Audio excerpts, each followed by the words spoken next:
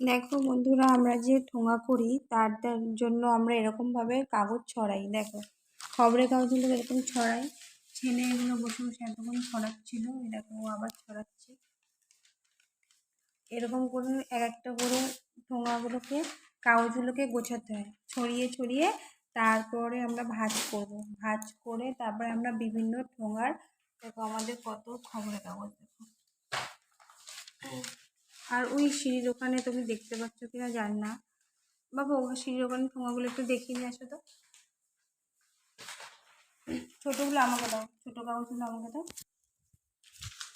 দেখো মানে এগুলো মার ঠোঙা বলেছে।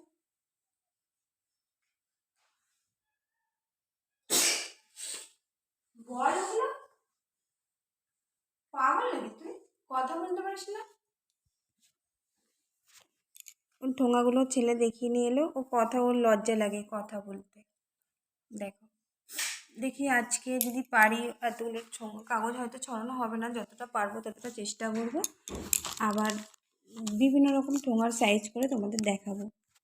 টাটা, সবাই ভালো থেকো। আর তোমরা তো জানো আমার চ্যানেলটাকে সাবস্ক্রাইব করতে ভুলো না।